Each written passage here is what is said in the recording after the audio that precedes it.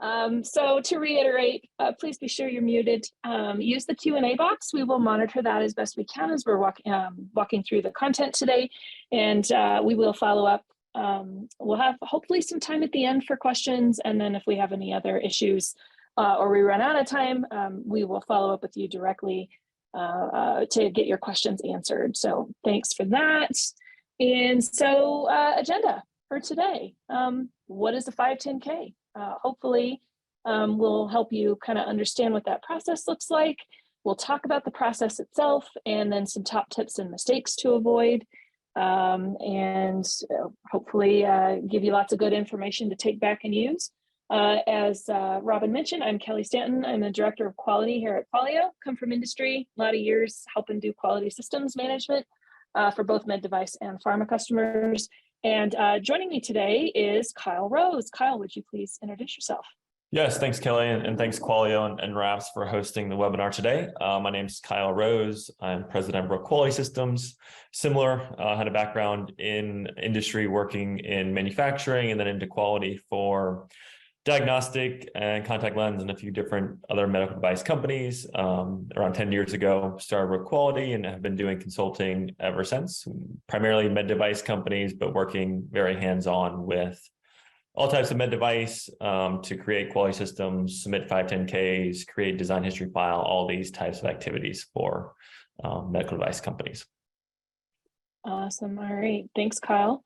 And really quickly, for those of you who aren't familiar with Qualio, we are an EQMS software provider led and managed by folks from industry who know what kind of pain you're trying to solve with your documentation. And if you want more information on that, be sure to reach out after the show. I'd happy to connect you with some folks to get you on the path to making it easier. So what is a 510K? Kyle, take it away. Yeah, so first step is just to really get everybody up to speed on what a 510K is. I'm sure there's people in the audience that have not submitted a 510K or are unfamiliar with the process. So it's really great that you're joining us today and we can provide some background and overview on the 510K process, how that works. So as you can see here, the FDA has classified medical devices into 3 classifications. Class 1 being low risk, 2 moderate risk, and Class 3 being high risk. There are some exceptions, but the majority of Class 2 devices will fall in the requirement of needing a 510K before they're able to be sold or marketed in the US. So the 510K is really this process of submitting your paperwork and documentation to the FDA to get clearance so that you can then sell your Class 2 device on the market. It has some examples here: syringes, sutures, insulin pumps. A lot of software devices, electrical devices, monitoring devices are also in this Class 2. And this is really the most popular type of submission with the FDA.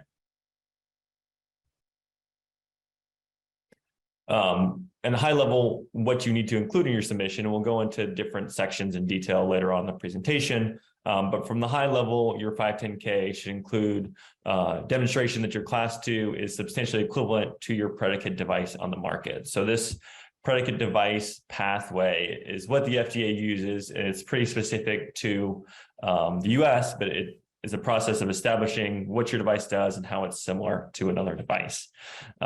Within your 510K, you'll have reports, records, documentation on how the device is designed, the technical information, safety and performance testing and results. And along with this, you need to have a robust quality system that is tied to this. A lot of companies ask us, is your quality system part of your 510K? Do you get audited before you submit your 510K? And the way it's done in the US, you do not necessarily get audited before you submit your 510K, and you're not actually submitting any of your quality system information, but you still need to have that backbone of your quality system to be able to complete the testing, complete the documentation properly to be able to submit your 510K. So your quality system is critical for your 510K, but a lot of that information is not actually submitted to the FDA during your 510K submission. So what is a predicate device? So the predicate device is your kind of key for getting your device through the FDA. So when you are looking to get your device to market, you'll want to identify a device that is very close, similar to what you're wanting to put on the market. So it should have the same intended use, a similar technology or function, and the same level of safety and efficacy as your device. So there's a lot of different ways you can search for a predicate. There's information on the FDA's website. There's additional tools that can be used to find your predicate. But this is really one of the key aspects of your 510K, is looking to identify a predicate, identify what testing they did, and moving forward with that same path to get your device to market. There can be tools to identify if you chose the right predicate with pre-submission and other meetings before you submit a 510K, but finding your predicate is really key. Also, wanting to make sure that you have the same user base or population is also key with this intended use related to your device and the predicate that you match with. We also get companies that, are new to the med device that ask us, well, we have all these patents that say we're different. How can we then find a predicate and say we're the same? The patent legal side is not part of the FDA's scope. They're looking at the safety and efficacy. So even if your patent might say you're different and better for certain reasons, you're still trying to find a predicate that shows you are as safe and effective in the eyes of the FDA. And do see a question that just came in. How do you identify the same level of safety and efficacy? Do you have to do testing to prove it? So yes, you will have to do testing. We have some sections later in the presentation about different types of testing, but you can do comparison testing. A lot of times devices will do testing to specific standards, and you would identify what testing your predicate did and also try to test to those same standards. So depending on the verification and validation testing, you would try to match that same level of testing, and that will be part of your argument to the FDA why you are safe and effective as your predicate device.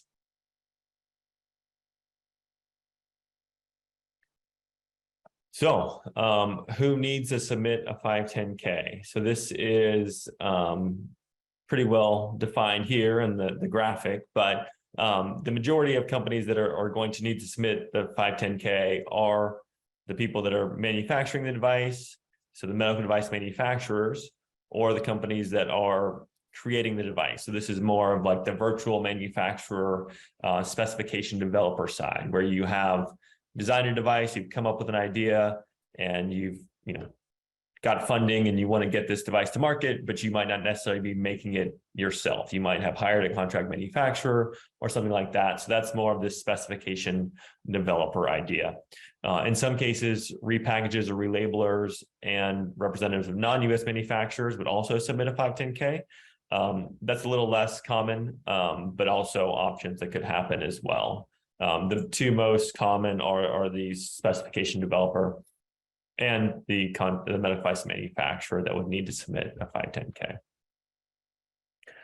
It is your responsibility if you are the specification developer and you have a contract manufacturer, you will be the one that's responsible in the eyes of the FDA. So if your name's on the 510K, you have to have your quality system, you have to have all the regulatory responsibility saying that you are the developer, designer of this product, and are responsible submitting that to the FDA. So the majority of the liability and regulatory risk would be on your company, and you would have to approve your contract manufacturer as a supplier in your quality system.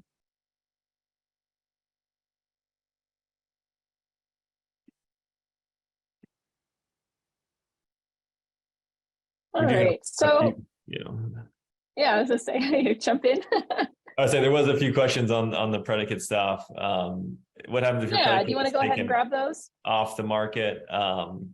That's a good question. So typically, if the predicate has been approved, you can still use it as a predicate. The comparison testing might be harder, but we have seen devices go through with a predicate that never actually made it to the market. So that is something that can be done. They officially have the record, got cleared by the FDA, so you could still potentially use that predicate even though they're not still on the market. I think we can save some compared to later. When compared to the predicate device, if the intended use population changes, can it still be used as the predicate device?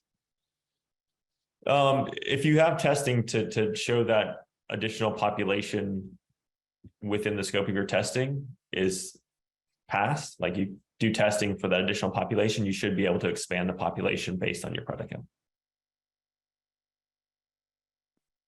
Perfect. All right, I'm gonna go ahead and jump forward a little bit because I think a couple of these other ones we're gonna get into a little bit later with some of the other slides. So now that we kind of understand a little bit, at least about what a 510K is, let's dive into the process and hopefully we can pick up a few of these questions along the way. So your device and its predicate, I think Kyle spoke to right off the bat, choosing a predicate device is really your most important step that you can take. But I also often see a lot of questions too around what risk class is my device and how does that work? And especially because there are some variables, right? So variations, obviously 510K, we're talking about the US market. You might be classified differently outside the US. So if you are outside and you're coming into the US, you'll want to make sure that you are very certain under the US FDA regulations how you classify. Not necessarily under ISO or various European, again, there's a lot of variety there. And so here in the US, they're absolutely focused on the risk associated with the device. And there's a lot of really good information out there already. The FDA has a product classification database that you can access. These things are all public record, so you don't have to subscribe or pay for it to get this information. I did see a question too about, where did it go? Never mind, I'll skip that one. Anyway, moving along.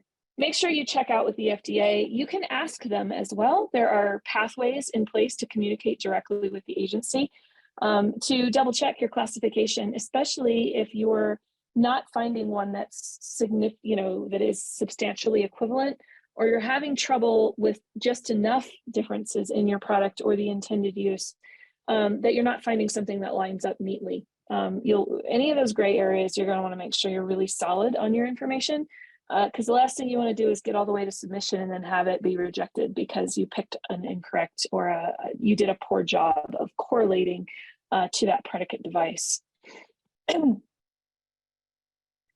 What type of 510K? There are a couple different types that you can leverage in this process.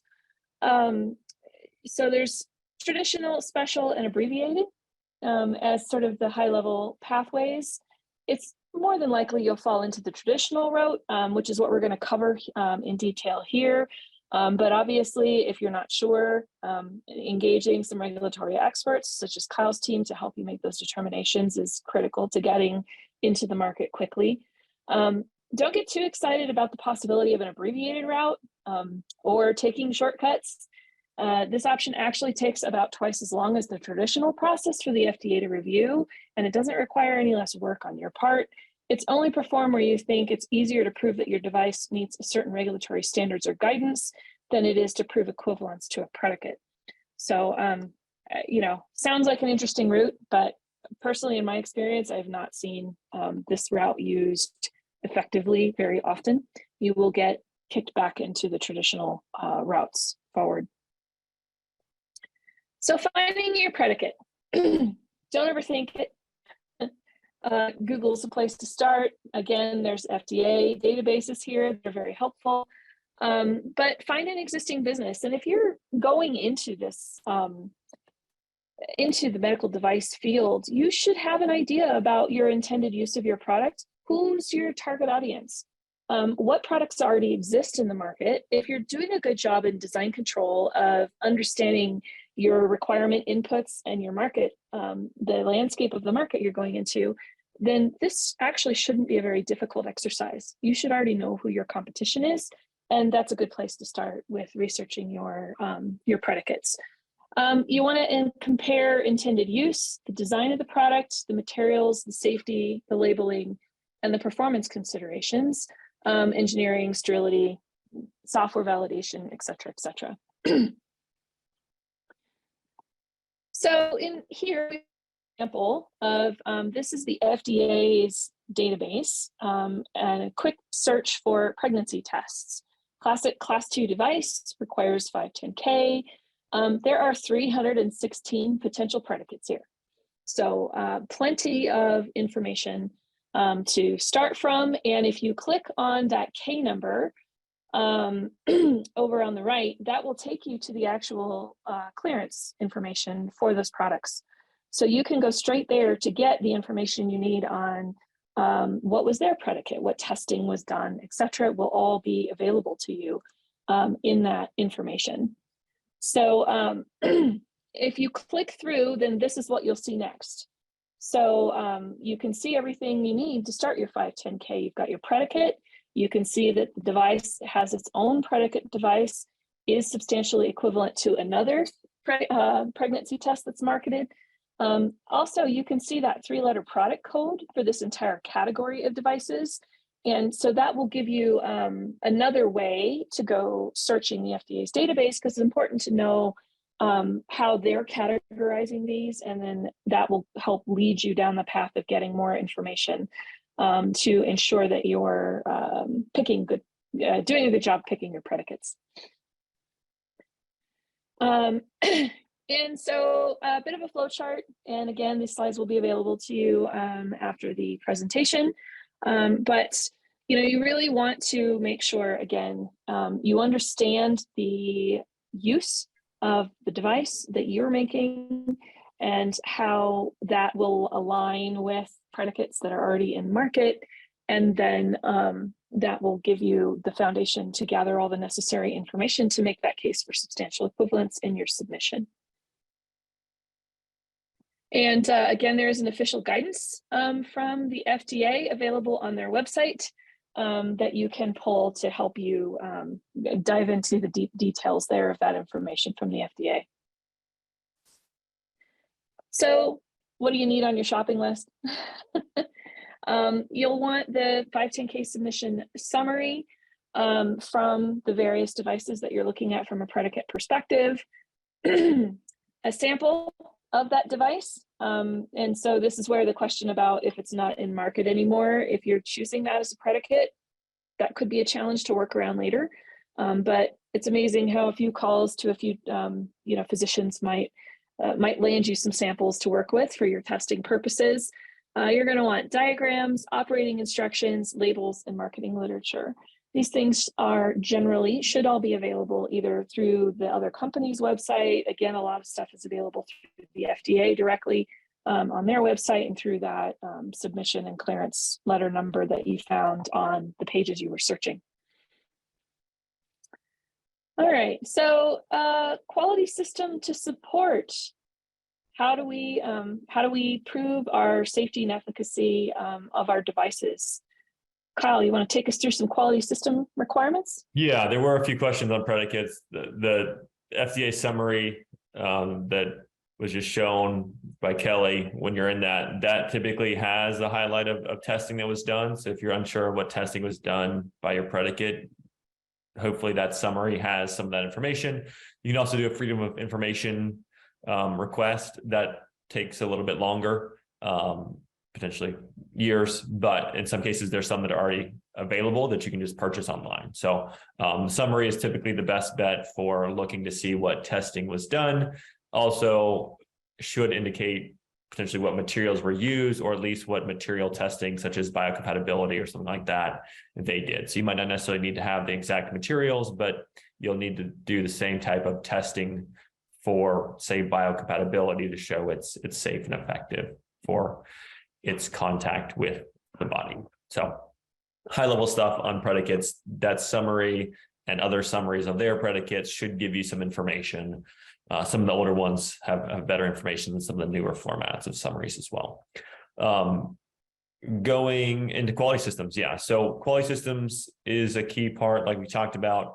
Not necessarily everything in your quality system is going to be in your 510K, but that doesn't mean you're exempt from having a quality system. So within the quality system, the requirements of the quality system are outlined in 21 CFR 820 from the FDA.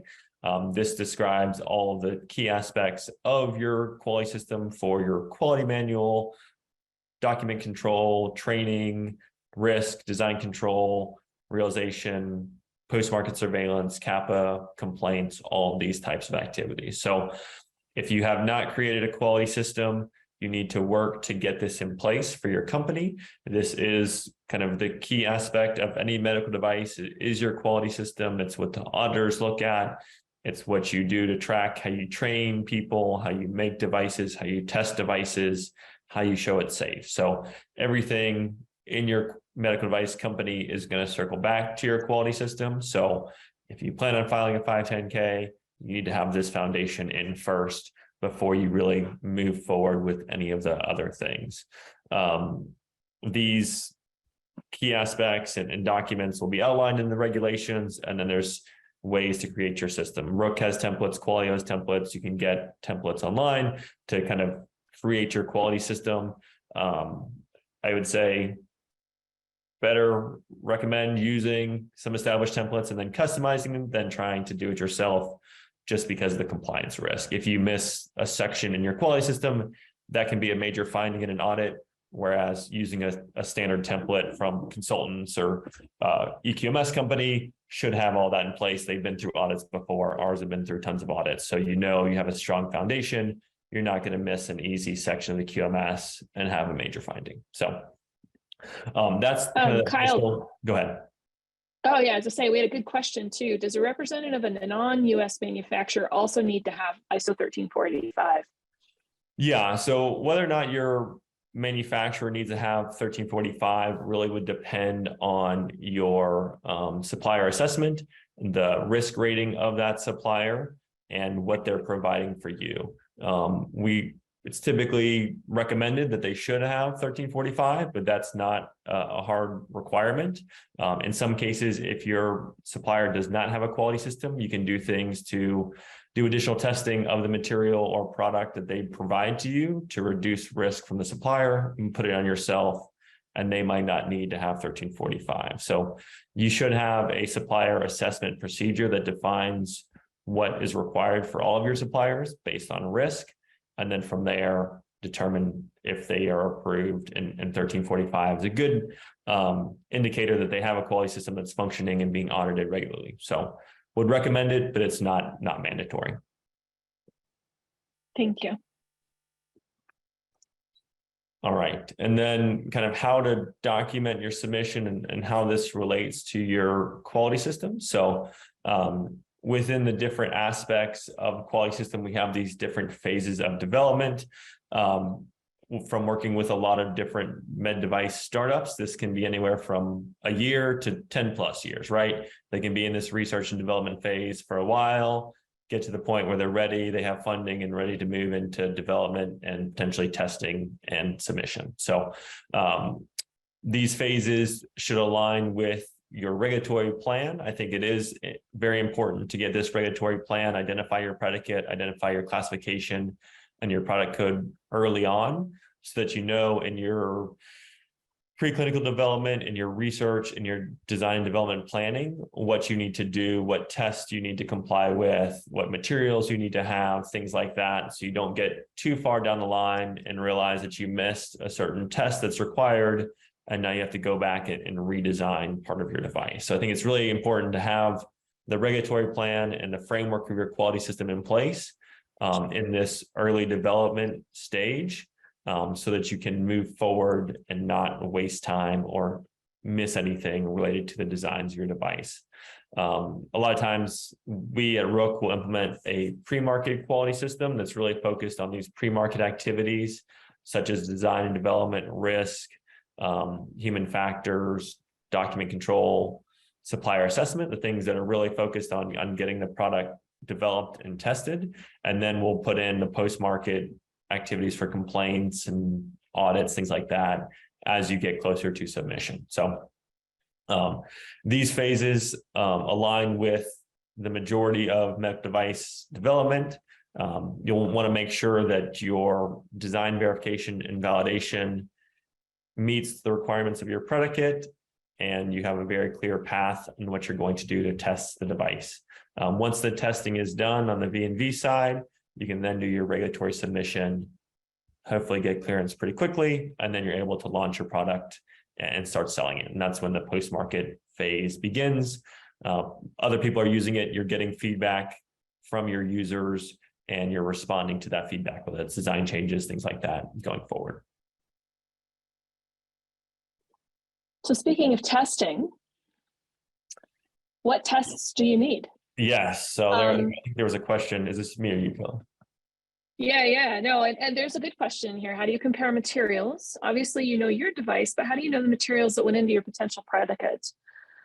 So this is where obtaining their instructions for use, their clearance, those kinds of things will tell you, the majority of the materials that of construction, and certainly anything that's, but needs to be biocompatible, etc. That information will be available to you generally. So. Yeah, the IFU, the label will give you a lot of information if you can get access to that. A lot of times you can find the IFU, which is instructions for use. You can find a lot of that information online. If you just search hard enough, you'll find it via Google. So a lot of that is good. And then also the 510K summary as well. Yep, definitely. And this is too, I mean, a lot of these days, of course, that a lot of things are pretty well characterized and well known from a materials perspective. We're not using a lot of novel materials in medical device manufacturing. And if you are using novel materials, you're probably not going to very easily land on the predicate device route anyway. So just things to consider. So the information that you've gathered then on your predicate device will help you determine the various types of testing that you need to perform. And, most of it's pretty self-explanatory, right? With, mechanical testing, thermal testing, materials and construction, feature performance, normal, abnormal conditions. There are also a lot of AAMI, ASTM, the standards list, 10993 ISO, et cetera, and the leveraging that predicate device information will really help you navigate that pathway fairly quickly. And if you're in a de novo situation, you'll want to try to look at some things that are similar if you can to help guide those. But that would also be a situation where you're going to want to make sure you have a very experienced regulatory person in your team or on the consultant side to help you navigate those pathways. Because again, missing any testing in this process will delay your submission very significantly, and that can be killer on your pathway to market.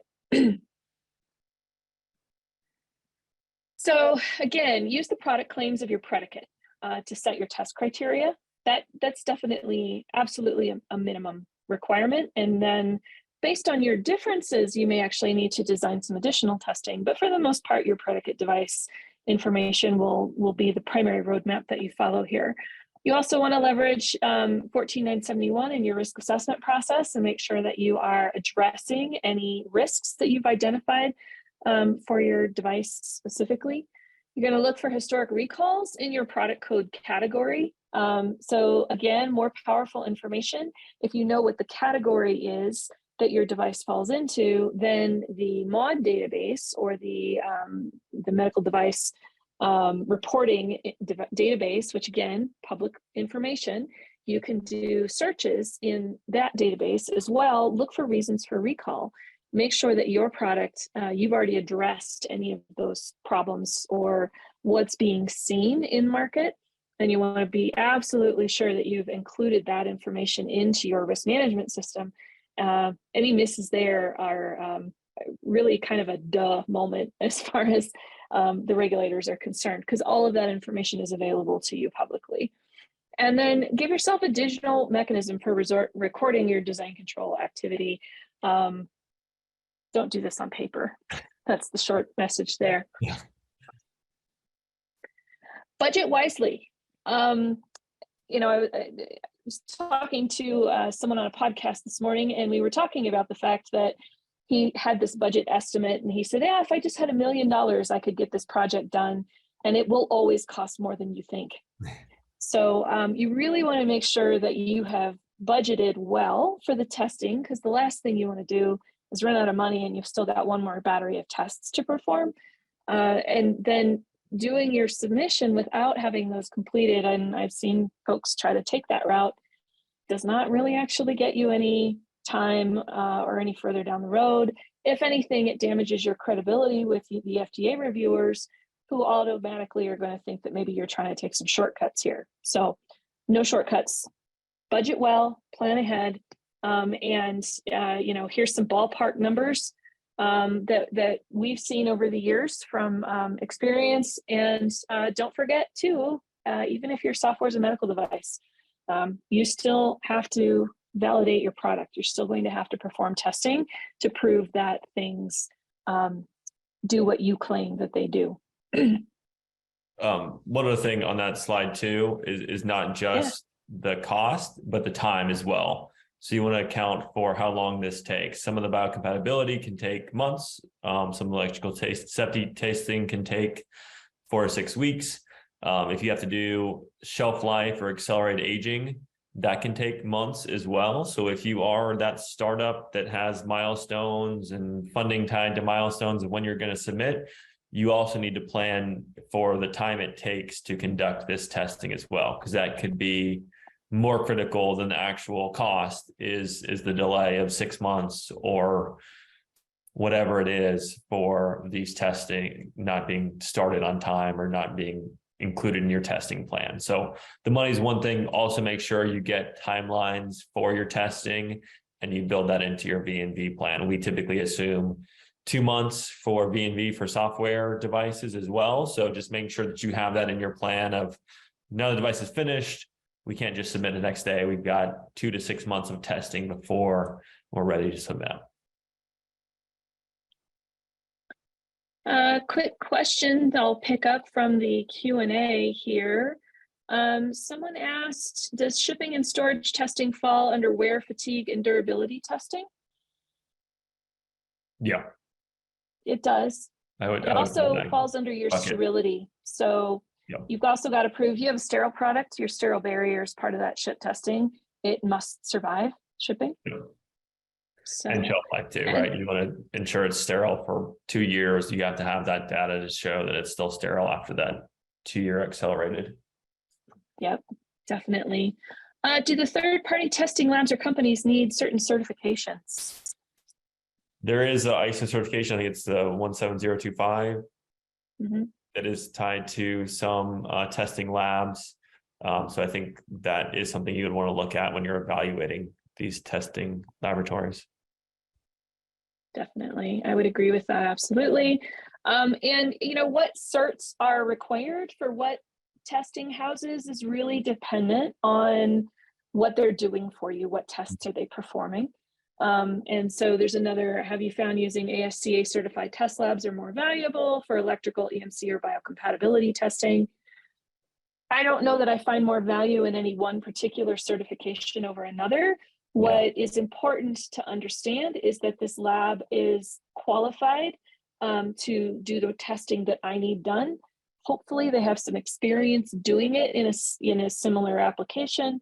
And, again, all of this ties back to my vendor management or my supplier management aspect of my quality system and determining what is key and what is critical here. Certainly going with non-certified labs might save you some money. But this is one of those places where you want to choose carefully, where you're choosing to save money, because again, cutting corners is not going to get you any further down the road. If you can save a few dollars here and there, that's great, but you're going to want to make sure that those test reports are solid. All right, so moving on to the submission itself. Kyle, you want to walk us through this? Yes, so we've now made it to the point where we've completed all of our testing. We have everything ready, and we're going to start bundling up our 510K submission. So next steps are what do we need to do to actually send this to the FDA and get their response on what's needed. So a few different levels of things. It's kind of broken down here. So we've got some cover sheets, some summary documents, and some statements. The cover sheets are provided by the FDA. So these specific forms, 3601, 3514, are forms that are available on the FDA's website. You don't download that form, and then you input your information, and then you save that form, and that's part of your submission. Things like the cover letter, the indications for use, 510K summary. Those are things that are typically drafted internally, not on FDA forms, and then submitted to the FDA.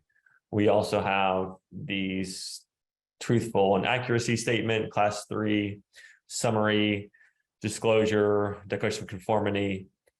These are also things that you'll need to complete if they apply to you. If they don't apply, such as the class 3 summary or any of the clinical testing summaries, you would write a statement saying this doesn't apply and sign off on these documents. So that's kind of some of the more bookkeeping side of these are just forms that need to be complete to show the FDA what you're presenting in the rest of your submission. And kind of the first start for this submission. Typically, these don't take a ton of time, but you still want to have them as part of your timeline and plan to get your submission ready. Next is more of the deep dive into the key areas of your device and your substantial equivalence. So the substantial equivalence section will cover your executive summary and detailed description. So this is more of a deeper dive into the device, the software, how it works, as well as your substantial equivalence comparison. You have the safety, which is your proposed labeling, sterilization and shelf life, if that applies, and your biocompatibility, if that applies as well. Digital electrical section also, if it applies, you'll have that. So it'll cover your software and your electrical devices, and then you have your performance. This will be all of your testing. So bench testing is testing that you do internally, more focused on your device, and then animal and clinical testing, if required, if you did any animal studies or clinical studies for your 510K. And we'll talk about each of these in a little bit more detail. So these two first forms that we showed earlier, these are the cover sheet and the pre-market review cover sheet. So the user fee is how much you pay for your submission. I think it's somewhere, I guess it's on the next slide. Yeah. So we'll cover how much the cost is. I saw somebody just asked a question about that as well. So currently the cost is almost $20,000 in 2023 for a 510K submission. Giant caveat being that everybody should do the small business designation if you are less than 100 million per year annually. So if you're a startup or a small company and you fall within that very large umbrella of less than 100 million per year annually, then you're able to get a reduced fee of roughly $5,000 for this. To complete this small business designation, there is a form, this 3602 or 3602A for non-US firms that you need to complete, and you'll need to submit a signed tax report or tax return for your company with this submission. Typically takes anywhere from 2 to 5 weeks, 2 to 6 weeks to get this back. So you want to plan ahead with your submission. If you're going to be submitting in the next month and a half, go ahead and fill out this form so that you pay the reduced fee. Why is a small business less money? Because they are charging companies that have less money to submit. So if you make a lot of money, they're going to charge you a little bit more.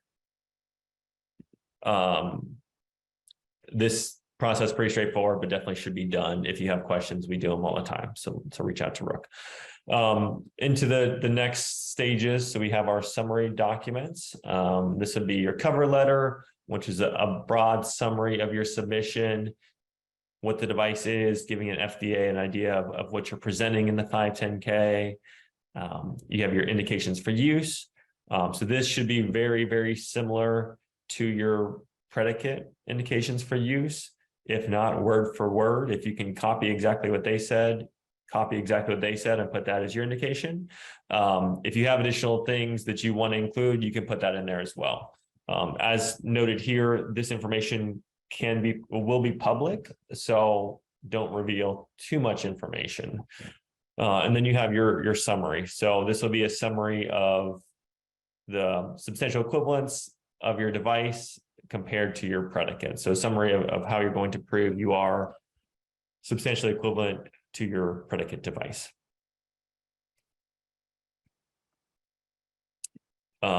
The statement documents talked a little bit about earlier. So these are specific for each different section. Truthful and accuracy statement is just saying that everything in this submission is truthful and accurate, typically signed by the CEO or the quality manager, just FDA wanting to make sure that you're not sending false data or things like that in your submission. Class 3, just stating that you're not a class 3. So if you're submitting a 510K, majority companies are not class 3. Financial certification. So this is tied to if you paid any investigators for conducting your clinical trials or animal trials, you would have to put in these financial disclosure statements. Really only tied to people that have to do clinicals, so not super common. And then you have the declaration of conformity. So this is where you can identify what specific standards you conform to and the version and how you complied, whether that's through testing or quality system. You can define that in your declaration of conformity. All right. Substantial equivalence. So this is your actual explanation and description to the FDA of how you are the same in safety and effectiveness to your predicate device. A lot of companies will use a substantial equivalence table to show side-by-side comparison. This is our population, this is their population. This is the testing we did, this is the testing they did. This is our indications, this is their indications. So showing side-by-side how you map to your predicate device as well. The device description will have a good amount from your design history file. I think there was a question earlier of what all from your DHF goes into your 510K. Really, it is your design outputs and your testing, your verification validation. Typically for non-software devices, you don't put in your requirements and your risk, but you can. For hardware devices, non-software devices, it's typically your outputs, which would include your drawings, specifications, bill of materials, things like that. And then your testing will be in there as well. Proposed labeling. So this is the next section. So this will have your device label, your patient labeling if it's different, your in-package inserts. So any of your quick reference index, your operating instructions, your IFU, user manual, any of those things will be in here and reviewed. If you get questions or issues with that, don't feel bad because pretty much every submission the FDA wants to tweak IFU. So don't be concerned if the FDA wants to make edits to your IFU and label. They do that with most submissions. That's one thing that's pretty much finalized right at the end as well. Your sterilization and shelf life. So this would be related to sterile devices, or if you have a shelf life claim, and you'll have to submit that as well. And then biocompatibility. The FDA does have a guidance on biocompatibility and how that should be evaluated for different types of devices and where they contact and for how long. You should definitely use that to identify what biocompatibility testing will need to be done for your device. I did want to point out related to labeling, your UDI does not have to be complete at the time you submit your 510K. Typically, you can just put in your barcode as like a placeholder and then actually create your UDI information later on after your 510K is cleared. Digital and electronic information. So this would be any of your testing related to your hardware, software, specifically if you have electrical software. There is a guidance also on the evaluation devices related to electrical safety for 60601 the FDA provides. There's guidances for 62304 for software. There's also a new guidance on software that came out last year in November with a proposed new criteria different than level of concern that can be looked at as well. Specific devices have additional 60601 besides -1 and -2. So you'll want to see if your device has any standard 60601 testing that's required. So like lasers, certain monitoring devices like pulse ox or clinical thermometers have their own 60601 they'll need to test to. If you have a home use device, there's a 60601-1-11 for home use testing. So you'll want to have that as part of this review and make sure you did that testing as well. So looking at what your predicate did, and then looking at what else applies for your type of device. For software, we go a little bit into it here. So there's kind of broad categories. SAMD, or software as a medical device, is a device that has no hardware, it's just software. It might be analyzing something, might be providing new images, might be providing 3D models, whatever it might be. Those devices have a lot of information in this section 16 that they need to complete. So unlike what I said earlier, all of the requirements, all the risk analysis, all the development history, all the revision history, the development plans, all of these types of documents that were started very early in the development process of this SAMD product will need to be included in your submission. If you have hardware that has software or firmware, you'll still need to submit information on that software as well. So just because you don't have a user interface or an app or a web portal doesn't mean you don't have software if there's embedded software on your device. So making sure you look at that and the required documentation for that. Rook does a lot of 510Ks in the software and electrical space. So definitely one of our expertise if you have questions around SAMD and electrical device submissions. And then on to performance testing. So this would be any animal clinical studies you might have to do. The majority of 510Ks don't need clinical testing, but there are definitely certain categories that do. All the monitoring devices will need some sort of clinical testing. Bench testing is mandatory for every device, as stated here. There's also an FDA guidance on bench testing.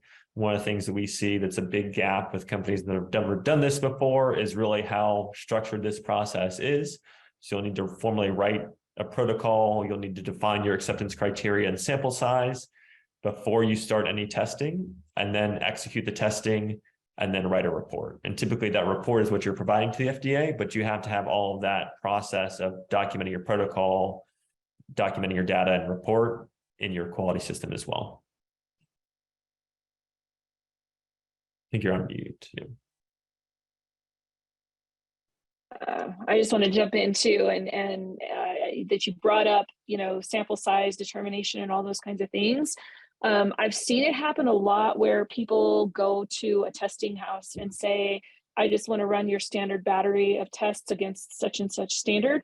And they reference the standard for that information, but they still don't have any rationale or justification for why that approach is okay for their product. So while you can absolutely leverage standards, and there are lots and lots and lots of standards and standard testing, going with some of those big test houses that are out there in market, those guys can be a huge resource, wealth of information for you on how to go about picking testing if you need to. But the disconnect that I've seen in the submission process is that people will just say, oh, we just went with these standards because that's what our predicate did. And they don't have any written justification for why that's okay for their product. And so it's important to include that, even if you have to write a cover page to the protocol that you got from the vendor, you need to make sure that that justification and rationale is documented in your information, not just, we just ran it according to the standard and that's the end of the conversation. All right. And we got about, looks like about 10 more slides to get through. We've got a lot of good questions. Hopefully we'll try to get to those here in just a minute. Yeah, for sure. RTA checklist is the refuse to accept. So if you are submitting a standard e-copy, yeah, that's wrong. You still have to do the RTA. And a lot of times this is just a checklist the FDA goes through when they receive a new submission to make sure everything is there. So this is the first 15 days of your submission. It is very much encouraged that you do this yourself before you submit, so you do not get pushed back on RTA. Some companies will actually input the RTA checklist into their submission and have it already completed for the FDA, which is also a good tip. With the eStar, they don't have RTA anymore. So that is an advantage of eStar as well. On the eStar, so they have created this electronic submission process that allows you to submit everything electronically. You don't have to mail anything in, which is great. We have submitted a few of these and really like it so far. I think there's a blog on our website as well that goes into a little more detail on specifically how you file your eStar and get all that stuff done as well. Definitely think this will be the main use of all submissions going forward is this eStar platform. Does the eStar template contain all the content discussed in these slides? I imagine it's probably laying it out a little bit differently than what we've seen in the past. Yeah, it lays out kind of a higher level of what you need on the same kind of platform as well. There was one thing I didn't mention related to eCopy. The FDA does want all your files stored in a specific format and naming convention in your PDF. And there's also a validation tool to make sure. So that is one thing that can get rejected on RTA, is not having it in the right format. So make sure that you save it in the right format and do that verification before you submit your eCopy as well. The eStar kind of automatically does that for you on the file naming. Oh yeah, and so starting October next year, all submissions must go through an eStar. So getting close to the end of the eCopy. And even before that, the people that had to print everything and mail it in a big binder was not fun either. So rent UPS, yeah, exactly. Rent a U-Haul truck and yeah, don't drive miss it those across days. the country. So Definitely. All right. So you've put in your submission, you've gotten everything together. Now what? The average number of days it takes to clear a device via the 510K pathway is highly variable, absolutely depends on device categories. Things like anesthesiology devices have the longest average length to approval, 245 days is their average. Toxicology devices are shortest at 163 days. But all things considered, you're looking at 3 to 6 months, basically, once you've gotten that submission in. And again, you want to err on the side of having things as complete as possible when you do that submission in order to minimize disruptions to the process. Somebody asked a great question in here about, can you submit a 510K with accelerated data and not all real-time stability information? Yes, I've seen that done. Kyle, I assume you run that way as well. yeah. In some cases, companies will submit like a smaller, like a 6-month real time, and then accelerated for the longer duration. Yep, and you can continue to update your submission as well. So if you submit, you've got 3-month data and you're in that review window, it's completely standard process. Oh, here's our 6-month data point, send that in. The agency understands that real-time data takes time. And so the accelerated information gives you that ability to get into the market. Obviously, you know, you're taking a bit of a gamble, but we've got to do what we got to do to accelerate those timelines wherever we can. All right, moving right along. So congratulations, you're cleared. And interesting, we actually had somebody ask the question too, what's the difference between approval and clearance? You know the answer to that one, Kyle? Yeah, clearance is for class 2, right? Class 3 is the approved PMA devices and drugs. Perfect. All right, so some top tips and mistakes to avoid. I think we've kind of touched on a few here and there as we were rocking along, but you know, some interesting statistics. You know, 30% of the submissions last year weren't even accepted for an initial review. That's mind-boggling to me because there's so much available. There's so much information available to you out there. Follow the guidances. Go to the FDA website. Do that research. If they won't even accept it to begin the review process, you really missed the boat somewhere. So do take advantage of all the information available to you to get this thing get yourself going forward and in market. Right first time approach, really big deal, and don't, again, I keep saying, don't take shortcuts. Don't take shortcuts. The agency lays out the minimum requirements for submission. So if you can't meet those minimum requirements, you're wasting your time and money doing a submission if you haven't even met those minimum requirements. Some top mistakes that we've gathered based on various research that we've done: incorrect template documents or document versions, wrong predicate. And I think we spent a lot of time talking about choosing your predicate. I cannot emphasize enough that choosing the wrong predicate is just because maybe they had an easy path or they have an easy indication. That's gonna set you back a lot. Inconsistent information in the areas where information is repeated in the submission. I've seen this be a problem as well. You will find some of these are fairly redundant. You're going to put a lot of the same information in over and over again. And it's really, really important that you make sure that information is consistent. And it happens too. Maybe you're in the middle of, you're almost done with your validation work and something goes sideways and you have to change something. That's another opportunity where, we fixed it in this section, but you didn't check the rest of the sections to make sure that you were consistent all the way through. The agency will pick up on that and kick you out of the process. Skipping non-applicable sections. Someone asked earlier, and I answered it in the chat, but I'll answer it here again. Every section must have information in it, even if what you put in that section is, this section is not applicable.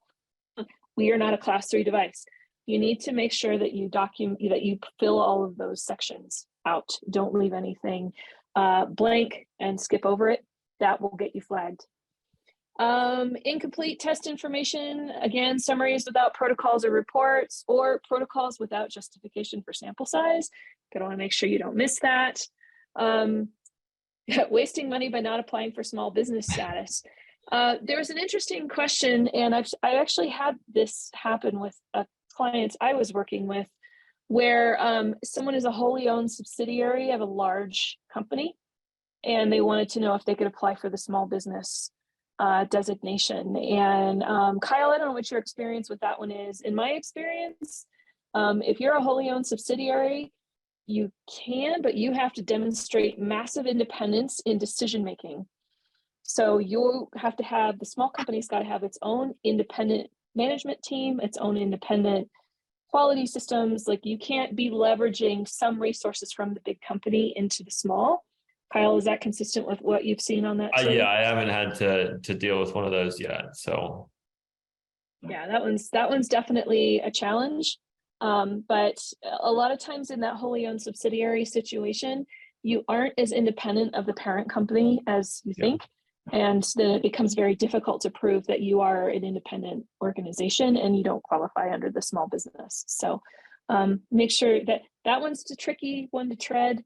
But I would definitely make sure that you can very clearly say, we're our own company. Immature quality risk management. Again, I think we talked earlier about doing some research in the market about what sort of problems are, your predicate devices having in market. If you haven't considered problems that those devices see in your risk management system, then you are missing the boat. And that's another easy area for the agency to go right to and check to see if you've considered that or not. All right. And then our last round of top tips, try and use a fairly recent device as a predicate. So if they're more than 10 years old and there's been nothing else in market recently, is probably not real current when it comes to the requirements for testing and validation of that product. For example, what standards apply to it. 10 years ago was a whole different ballgame. That's light years in terms of technological advances. So you're going to want to try to pick something more current if you can. Ensure everything is covered. Nearly 2/3 of submissions are slowed by additional information requests. So again, as complete of a package as you can get together without trying to take shortcuts along the way. The more design control, risk, and quality documentation you can organically build as you develop your device, the faster and easier your 510K assembly process will be. Substantial equivalence is everything. Again, 15% submissions fail because of the wrong predicate. And familiarize yourself with the E-Star now so that you are prepared for that transition date. All right, so keeping the time in mind, because I know we're up against the hour. Zach, I guess let's run through a couple of these questions really quick and see if we can knock most of them out. And John Lendrum, thank you for helping us in the, I see you answering questions in the chat as well. To prove substantial equivalence, do you prove the new design meets the same requirements as a legacy device, or do you directly compare performance of legacy and new device to prove statistically that the results are as good or better than legacy? They can never be exactly the same. Any thoughts on that one, Kyle?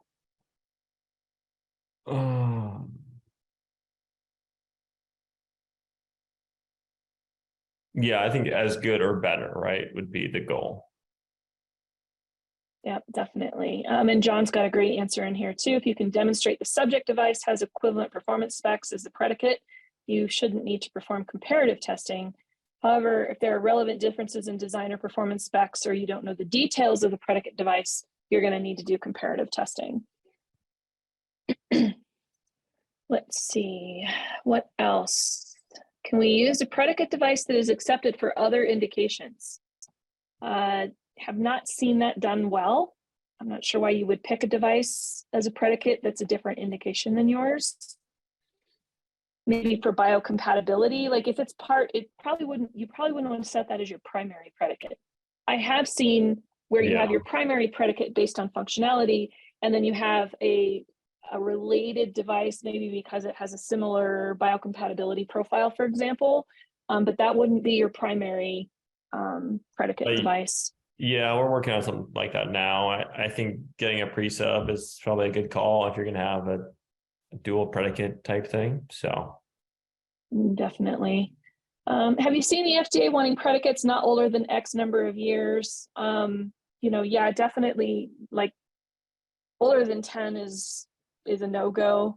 My experience is kind of within, if you can grab one within 5 years, that's a good idea. Kyle, what do you see there?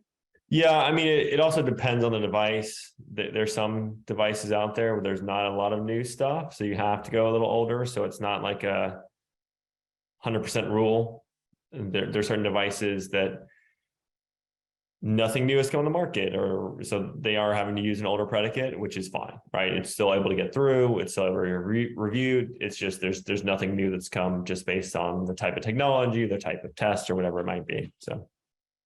But if you have a preference, you definitely, if there's options, you would want to go with the more recent version or have a really good description of why you're not. So. Definitely. Does the 510K applicant have to submit MDR, MDF included, or your DHF directly in your submissions? Yeah, I saw that. I think MDR, she's I mean, DMR, like a device master record, is what I was. That would be my guess too. Yeah, DMR. And MDF is more of similar, as MDF is from ISO. You would submit subsets of both. So some of the information from your DMR and your DHF is going to go in your submission. It really depends on what type of device it is. Like I said, software will have a lot more of that legacy DHF documentation than just a purely hardware device. A lot of the DMR, so your specifications for your materials, your bill of materials, all that stuff, your drawings, all of that would be part of your submission as well. Let's see. Does the registration for a small business expire, or must it be renewed every year? It needs to be renewed every year. So if you got one, yeah, usually with your facility registration, just do that all at once. Yeah, I think it's tied to your tax return for that year. So if you did one, say in 2022, but you weren't able to get your submission in, you likely need to do another one for 2023. The ones we've done in the past, you already have somebody you're contacting with, so you can just send them the updated information. Hopefully it goes faster than going through the review process. I don't know if it was a question, we get this question a lot about, do you have to register with the FDA before you submit your 510K? So the answer is no, you don't have to register until you're actually putting your device on the market. So the registration fee is separate from the FDA 510K fee. It's an annual fee. It's the same for every type of company, but you don't have to do that until you're actually selling your device. Perfect. All right. And I am going to go ahead and call it. We still have a lot of great questions in the chat, but I will get those from RAPS, and Kyle and I will endeavor to answer them and respond to you guys directly. So thank you so very much, everyone, for your time and your great questions. We really appreciate the engagement. Thank you, Kyle, for joining me today on this great topic. And we'll look forward to interacting with you guys again soon. Take care, and everyone have a great rest of your day. Great. Thank you. On behalf of the Regulatory Affairs Professional Society, I want to thank everyone for participating in the Qualio sponsored webcast, Mastering Your 510K Submission Process. I'd like to thank Kyle and Kelly for their contribution. I have placed the evaluation survey and the completion code and the microsite in the chat box. I will follow up with Kelly and Qualio on all the questions that are in the Q&A transcript and send it to them so that Kyle and Kelly can respond back to individuals with their answers. And thank you again for being part of the webcast. And we encourage you to recommend RAPS training programs to your colleagues in the future. Make it a great day. Bye, everyone. Bye.